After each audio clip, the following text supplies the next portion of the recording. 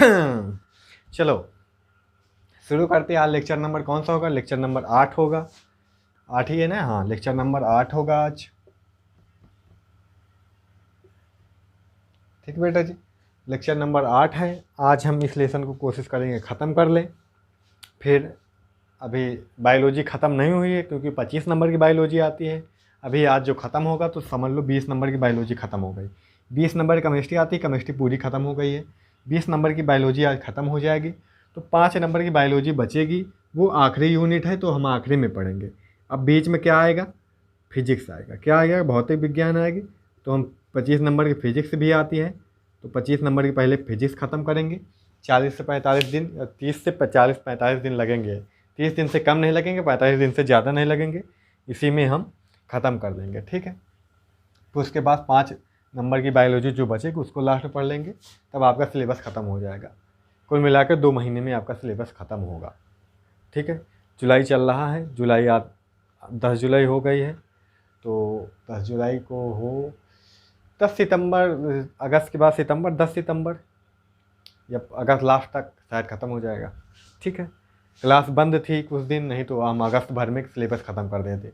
ठीक है, डिस्टर्ब हो जाता है कुछ ना कुछ, फिर डिस्टर्ब ना हुआ कुछ ना कुछ तो ख़त्म हो। सिलेबस टेंशन ना लो, सिलेबस तो पूरा हो ही जाएगा। आप अपना रिवीजन कर रहे हैं कि नहीं, आप तैयारी कर रहे हैं कि नहीं, आप याद कर रहे हैं कि नहीं, आप चीज़ों को बोल तो नहीं रहे। आप बोल रहे हैं तो वीडियो खोल के फिर से देख सकते हैं, समझ सकते हैं। ठीक है, अब तो बहुत बढ़िया फ़ायदा है, वीडियो कई बार देख सकते हो, समझ सकते हो। अगर भूल जाओ फिर समझ लो।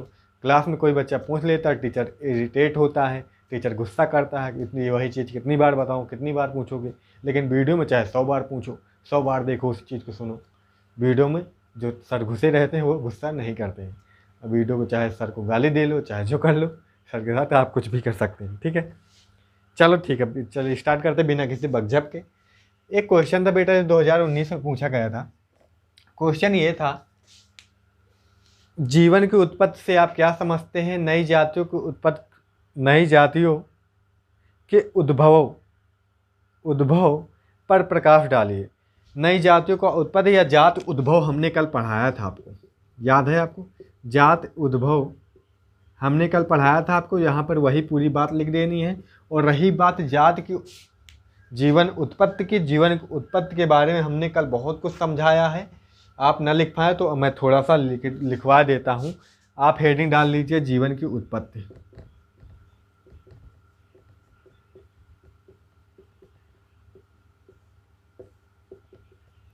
जीवन की उत्पत्ति हेडिंग डाल लीजिए। ठीक है बेटा जी, कुछ बोलता हूँ लिख लो। एक वैज्ञानिक थे ओपरिन। कौन से वैज्ञानिक थे? ओपरिन वैज्ञानिक थे। ठीक है, तो लिख लो, जीव की उत्पत्ति से संबंधित आधुनिकवाद में, जीव की उत्पत्ति से संबंधित आधुनिकवाद में ओपरिन के रासायनिक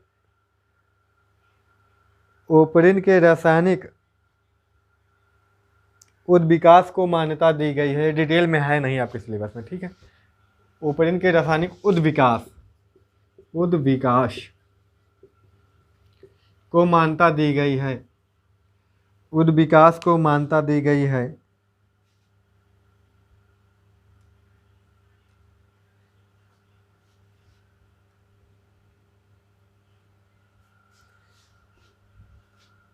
उद्विकास को मान्यता दी गई है।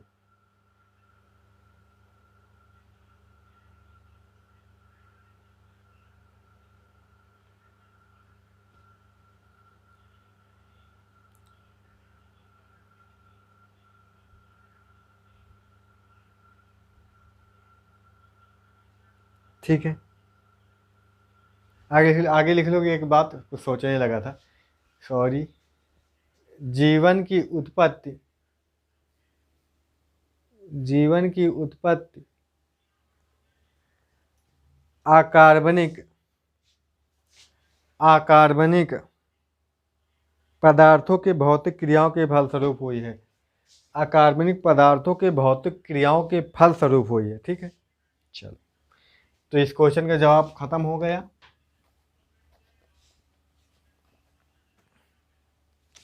हमें पढ़ना है समजात अंग।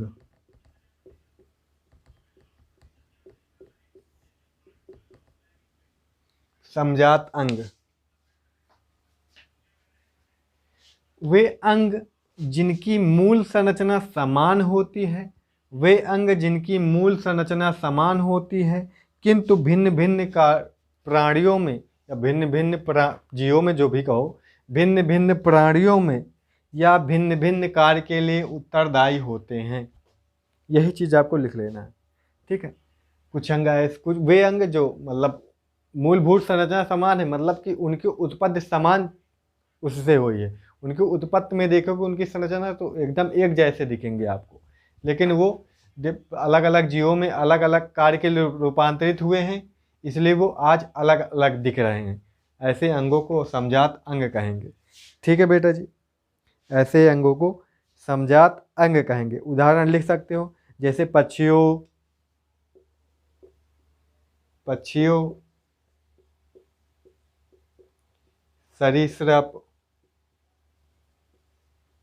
सरीसृप और क्या, जल स्थलचर, जल स्थल चर, और क्या, स्तनधारियों,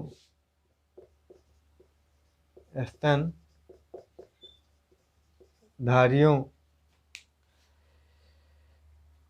के एक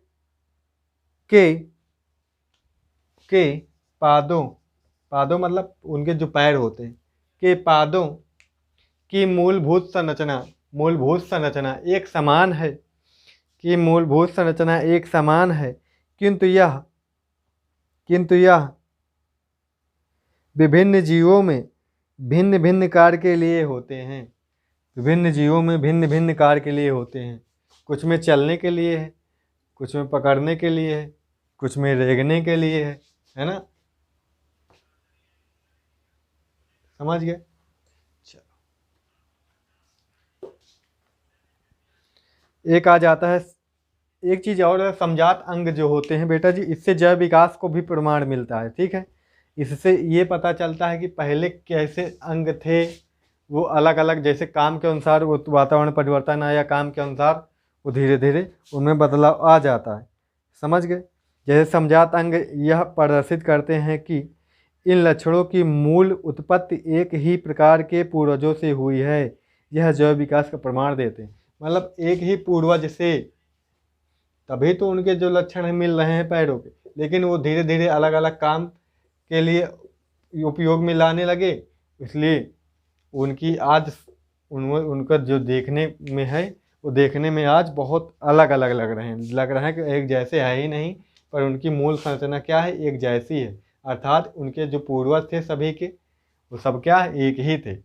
जो चाहे जल स्थल चल हों, चाहे सरीसृप हों, चाहे पक्षी हों, चाहे स्तनधारी हों, सभी के पूर्वज एक ही थे।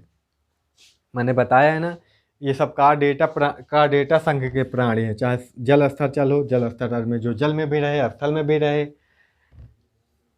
सरीसृप जैसे कि जो रेंग कर चलते हैं वो सरीसृप, जैसे सांप वगैरह, ये सब सरीसृप हैं। और क्या बोला था मैंने, स्तनधारी, जिनकी स्तन ग्रंथियाँ पाई जाती हैं वो सभी स्तनधारी हैं। जो बच्चे को दूध पिलाते हैं वो सभी क्या हैं, स्तनधारी हैं। पक्षी आपको जानते हो, सब कार्डेटा संघ के प्राणी है। कार्डेटा संघ किससे बना होगा, कार्डेटा के पहले क्या आते हैं, इकाइनोडर्मेटा। उन्हीं से धीरे धीरे हमने बताया ना, एक एक संघ वाइज हमने बताया था जैव विकास कैसे हुआ, प्रोटोजोआ से पोरीफेरा, फिर सेलेंटेटा, ऐसे ही करके संघ बनते गए, ऐसे ही करके जीव बनते गए। उनमें जो फाइलम होते हैं, जो संघ होते हैं, उनमें कोई ना कोई एक संबंधित भी होता है जो उन दोनों संघों को आपस में जोड़ता है, उन दोनों के बीच की संयोजक कड़ी होता है, ठीक है। अब हेडिंग डाल लो आप, समरूप अंग, समरूप अंग, ठीक है बेटा जी। इसमें लिख लो, वे अंग जिनकी संरचना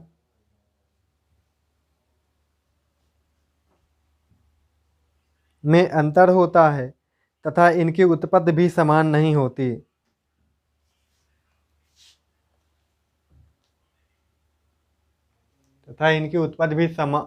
समान नहीं होती, मतलब एक जैसे नहीं होते, मतलब इनकी मूल संरचना एक जैसी नहीं होती, लेकिन इनके काम एक जैसे होते हैं, इसलिए देखते हैं एक जैसे हैं, ठीक है।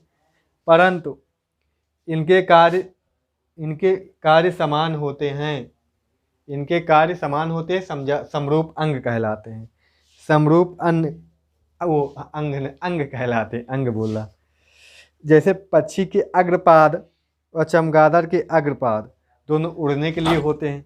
पक्षी के भी अग्रपाद जो होते हैं वो उड़ने में काम आते हैं, जो चमगादड़ को होते हैं वो भी उड़ने के काम आते हैं, ठीक है। पक्षी के अग्रपाद तथा चमगादड़ के अग्रपाद दोनों उड़ने में सहायक होते हैं, ठीक। काम एक ही है लेकिन उत्पत्ति इनका सब कुछ अलग अलग है, ठीक है। यह भी जैव विकास के सब समान दिखाते हैं, प्रमाण देते हैं जैव विकास का, कि समरूप अंग यह प्रदर्शित करते हैं कि जंतुओं के अंग जो समान कार्य करते हैं अलग अलग पूर्वजों से विकसित होते हैं। ऐसा नहीं कि समान काम कर रहे हैं उड़ने में तो एक ही तरह के पूर्वजों से विकसित हुए होंगे, अलग अलग पूर्वजों से विकसित हुए हैं यहाँ पे, ठीक है। तभी तो उनकी मूल संरचना जो है एक समान नहीं है, ठीक है बेटा जी। ये आ जाता है, बात खत्म। अब क्या आ जाता है इसमें पढ़ने के लिए, थोड़ा सा जीवाश्म के बारे में पढ़ लेते हैं, ठीक है बेटा जी। तो आप हेडिंग डाल लो जीवाश्म,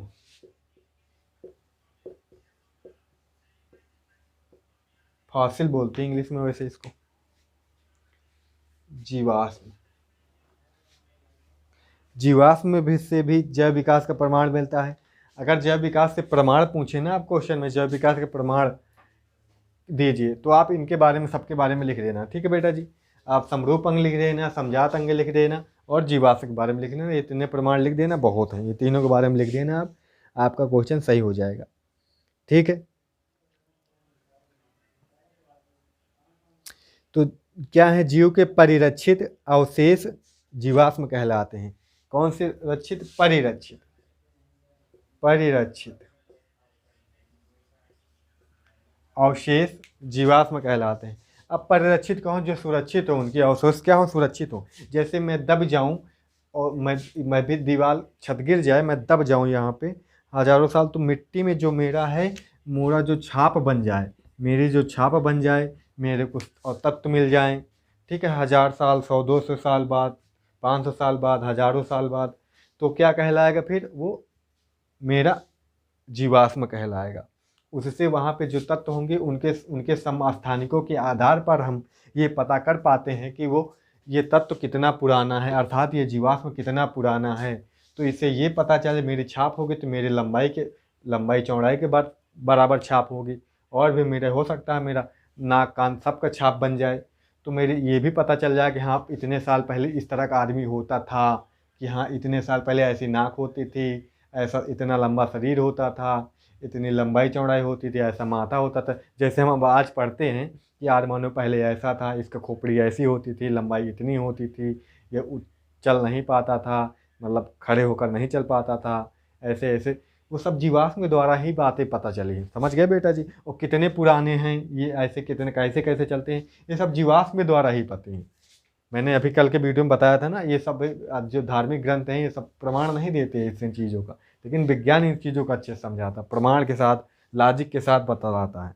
तो आप इसको मानेंगे या फिर जो फर्जी की बातें हैं उनको मानेंगे।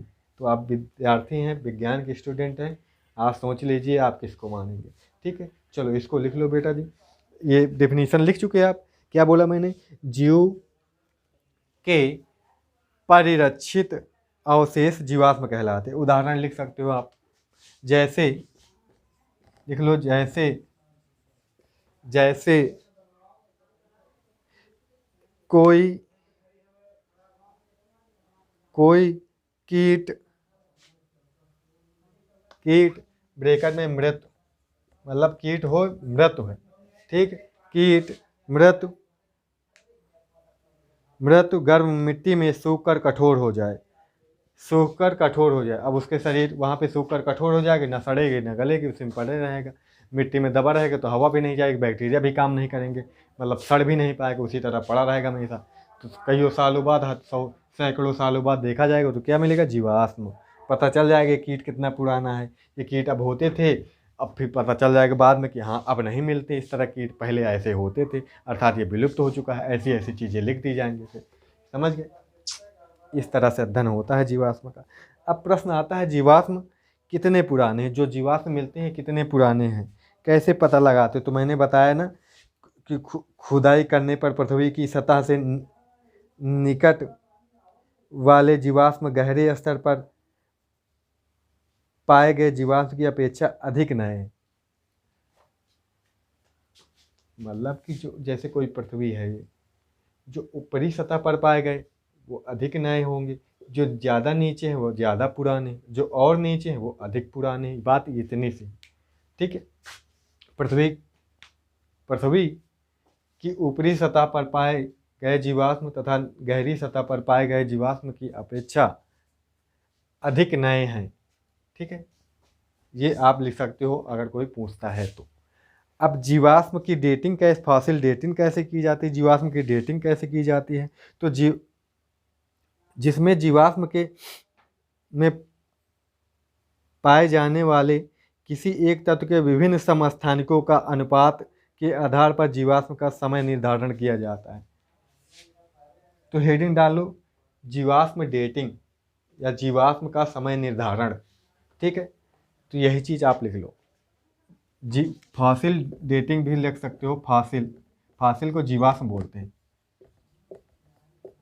या जीवाश्म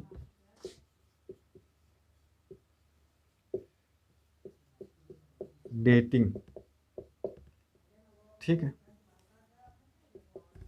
तो क्या लिखोगे इसमें बेटा जी, जीवाश्म में पाए जाने वाले किसी एक तत्व के, जीवाश्म में पाए जाने वाले किसी एक तत्व के विभिन्न समस्थानिकों का अनुपात के आधार पर, विभिन्न समस्थानिकों के अनुपात के आधार पर जीवाश्म का समय निर्धारण किया जाता है। जीवाश्म का समय निर्धारण किया जाता है। ये चीज़ आपको समझ आ गई। चलो और थोड़ा जीवाश्म के बारे में खोज लेते हैं हम, अच्छा सा कुछ मिलता है तो लिखा देते हैं, आपको नोट्स बनवा देते हैं अच्छे से, ठीक है बेटा जी।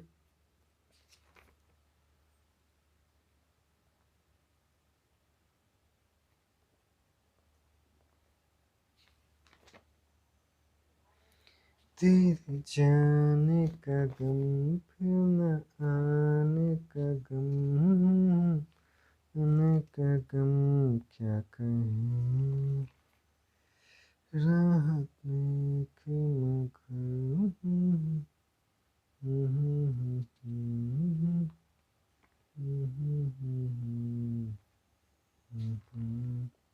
और कुछ है नहीं बेटा जी। चलो ये भी खत्म हो गया लगभग।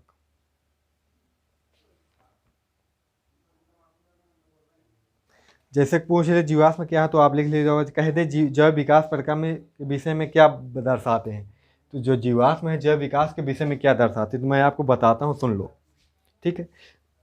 सुन लो, जैसे कि मृत जीवों के अवशेष, चट्टानों पर चिन्ह या उनके सांचे या शरीर की छाप जो हजारों साल पहले जीवित थे, ये सभी क्या कहलाते हैं। अब इनके अवशेष क्या कहलाते हैं, इस तरह के जीवाश्म कहलाते हैं। तो आपको समझ में आ गया कि जीवाश्म हमें जैव विकास प्रक्रम के बारे में कई बातें बताते हैं, जैसे कौन से जीवाश्म नए हैं तथा कौन से पुराने हैं, कौन सी जात विलुप्त हो गई, कौन सी जात विभिन्न रूपों में गुणों को ज्ञात कर सकते हैं। जीवाश्म से विकास के विभिन्न रूपों तथा गुणों को ज्ञात कर सकते हैं। ये तो आप बना के अब लिख सकते हो। मैंने ये चीज़ समझा गया है ना कि जीवाश्म कितना पुराना है, पहले किस तरह के जीव थे, अब किस तरह के जीव हैं, पहले कितने बेकार थे अब कितने अच्छे हैं, अर्थात सुधार हुआ है, जैव विकास हुआ है, ठीक है। ये चीज़ें आप समझे हो तो आप लिख भी सकते हो, ठीक है। मैंने आपको बता दी, आप चाहते हो लिखना तो इस तरह से आप हेडिंग भूलने के शंका है तो आप लिख भी सकते हो, ठीक है। हेडिंग डाल लोगे, जैव क्वेश्चन बना लोगे, जीवाश्म जैव विकास के संबंध में क्या दर्शाते हैं। जीवाश्म जैव विकास के संबंध में क्या दर्शाते हैं, ये बातें आप लिख सकते हो जो मैंने अभी बताई, जो पहले भी समझाई, ठीक है। चलो हो गया, ये बात भी हो गई। आने को तो और भी आ जाता है बहुत कुछ बेटा जी, जैसे जीवाश्म का वर्गीकरण भी है इसमें, पर कोई मतलब नहीं है, ठीक है बेटा जी। फिर आ जाता है जीवाश्म हमने पढ़ा ही दिया, आगे फिर जीवाश्म मिलता है उसको देख लेंगे। विकास के चरण आ जाता है, विकास के चरण भी आ जाता है।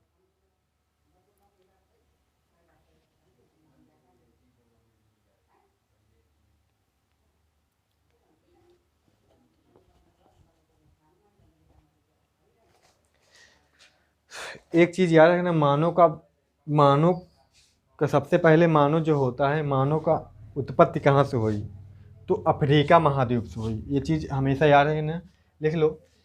मानव का विकास, ये पॉइंट बना लेना, ऑब्जेक्टिव पूछा जाता है। मानव का विकास, मानव का विकास अफ्रीका महाद्वीप से हुआ है। ठीक, ये बात आपको खत्म हो गई, क्योंकि टॉपिक है छोटा सा। ठीक है, वहाँ पे थोड़ी सी बातें हैं, ज़्यादा नहीं है, डिटेल में नहीं है। मानव का विकास एक छोटा सा टॉपिक है। ठीक है, उसमें से ये बात मेरे को इम्पॉर्टेंट लगती है, पूरा आएगा नहीं पेपर में। ठीक है, आप पढ़ सकते हैं, समझ में आ जाएगा, इसमें कोई जटिल चीज़ें नहीं है समझने वाली। ठीक है, विकास के चरण आ जाता है बेटा सा, लिखा दें कि ना लिखाएं। वीडियो हो गया है 21 मिनट का, तो हम सोच रहे हैं थोड़ा सा बता देते हैं आपको।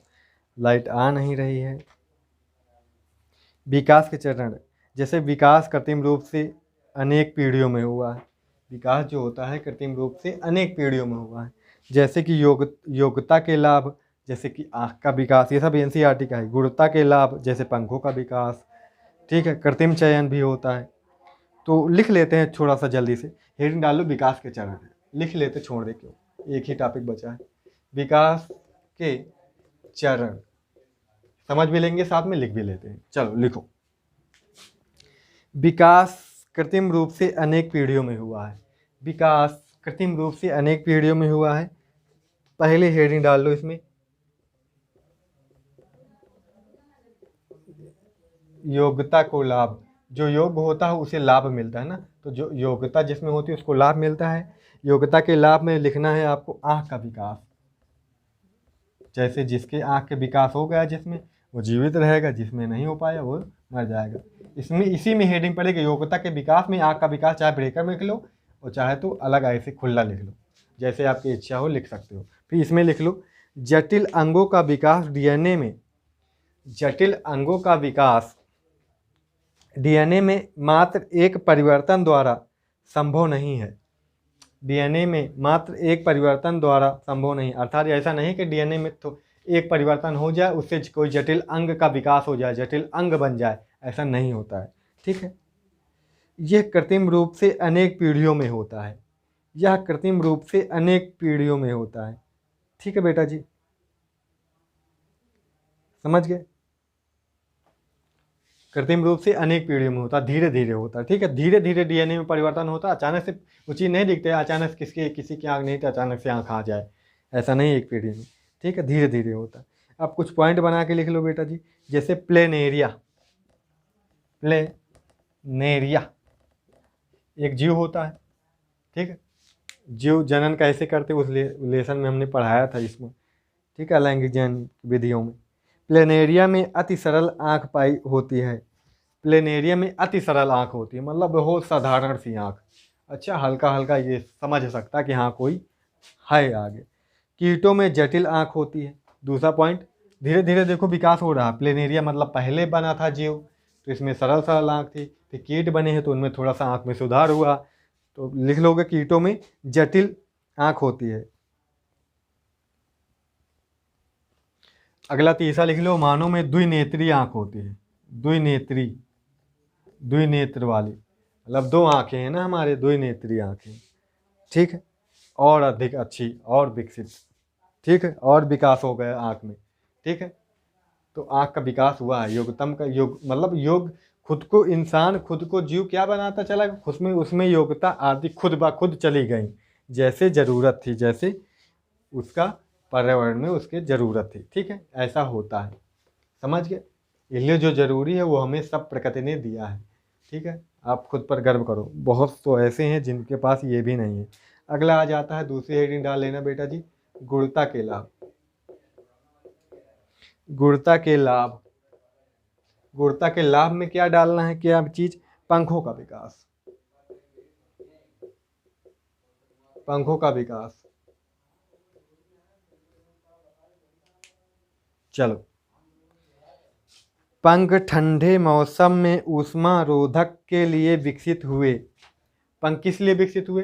ठंडे मौसम में ऊष्मा रोधक। जो ठंडा मौसम ऊष्मा को, जो हमारे शरीर की ऊष्मा होती है वो, जैसे ये शरीर है, ये शरीर है, जो ऊष्मा होती है, जो गर्मी होती है, वो बाहर ना निकल सके। नहीं तो बाहर निकल जाएगा तो हमारे शरीर की गर्मी खत्म हो जाएगी, तो हमारा शरीर धीरे धीरे ठंडा हो जाएगा। तो बाहर न रुके ऊष्मा रोकती है, जो पंख होते हैं ये रोकते हैं ऊष्मा को, इसलिए हुआ है इनका विकास। ठीक है, जरूरी था इसलिए हुआ है। ठीक है, आगे लिखो। कालांतर में उड़ने के लिए भी यह उपयोगी हो गए।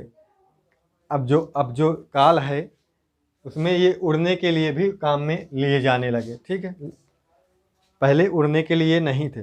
जैसे कि डायनासोर के पंख जो थे उड़ने में समर्थ नहीं थे। डायनासोर में भी पंख पाए जाते, वो उसके ठंड से बचाने के लिए थे, वो उड़ नहीं पाता था। लेकिन धीरे धीरे धीरे धीरे इसमें योग्यता आई और ये पंखों का विकास हुआ और ये इनमें ये गुण आया, ये उड़ भी सकने लगे। जिससे कि अब जैसे मान लो ठंडी है, ठंडी से बच रहा, आग लग जाए, वो उड़ ना पाए, मर जाए बेचारा। लेकिन जब उड़ने की क्षमता आ गई तो उड़ भी जाएगा, और अब योग्यता हो गई, उसमें गुण आ गया तो और जीवित रह सकता था। जब विकास हुआ यहाँ पे भी लिख लो उदाहरण में।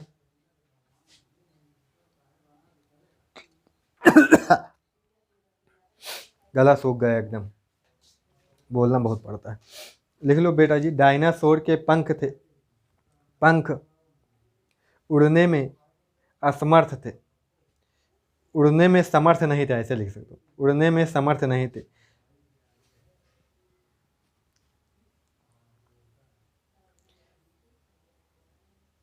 आगे लिख लो, किंतु पक्षियों ने पंखों को उड़ने के लिए अपनाया, किंतु पक्षियों ने पंखों को उड़ने के लिए अपनाया। अगली हेडिंग डालो कृत्रिम चयन, तीसरी हेडिंग डालो इसमें, थर्ड वाली, कृत्रिम चयन। ठीक, डाल लो आखिरी हेडिंग। ठीक है, लिख लो बेटा, बहुत अधिक भिन्न दिखने वाली संरचनाएं, बहुत अधिक, इतना है, बहुत अधिक भिन्न दिखने वाली संरचनाएं एक समान परिकल्प में विकसित हो सकती हैं, विकसित हो सकती हैं। ठीक, आगे लिख लो, अभी ना समझ में आ रहा, आगे समझ आ जाएगा। 2000 वर्ष पूर्व मनुष्य जंगली गोभी को, 2000 वर्ष पूर्व मनुष्य जंगली पौधे को एक खाद्य पौधे के रूप में उगाता था।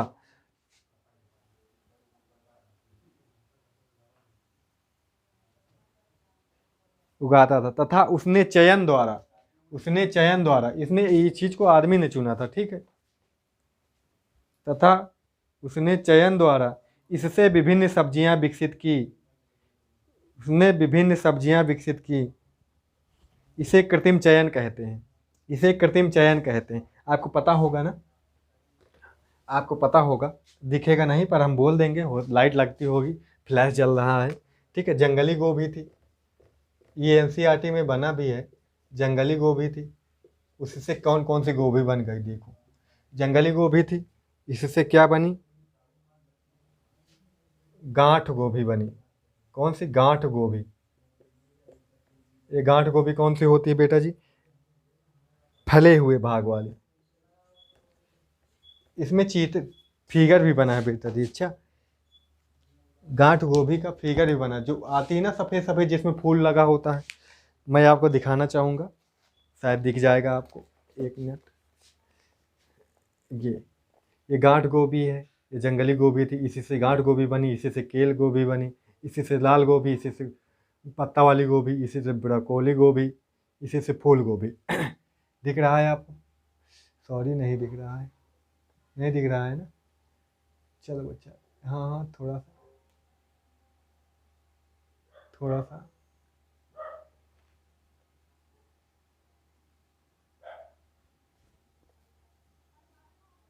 हाँ अब दिख गया, दिख गया है ना?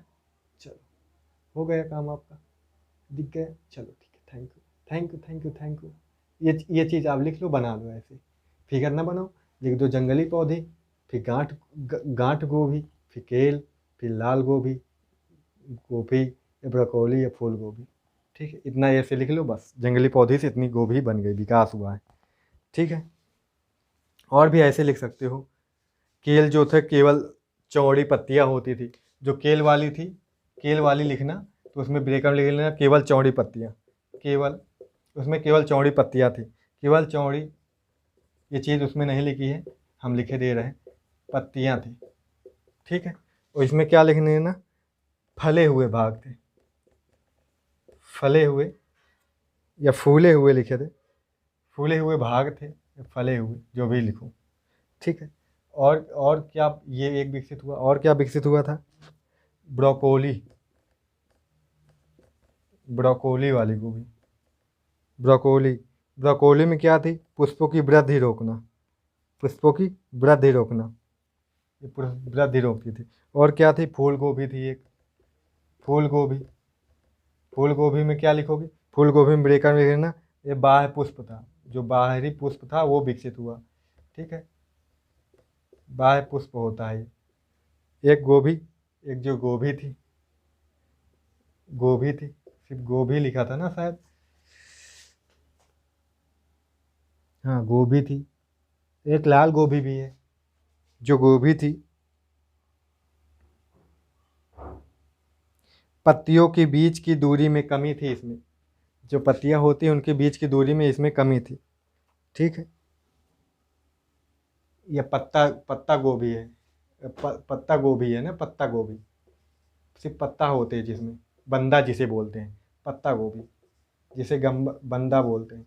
एक और लिखे है ना, एक और कौन सी बेटा जी, एक और है लाल गोभी, वो भी पत्ता वाली, पर पत्ते उसमें क्या होते हैं, लाल लाल कलर के होते हैं, इसमें हरे हरे कलर के पत्ते होते हैं, उसमें लाल लाल कलर के होते हैं। ये चीज़ लिख लो, ये लेसन होगा बेटा जी ख़त्म। हम अभी रिवीजन भी कराएंगे, जो क्वेश्चन पूछेगा उनको भी कराएंगे, फिर ख़त्म हो जाएगा। ठीक है, चलो फिर हो गया ख़त्म।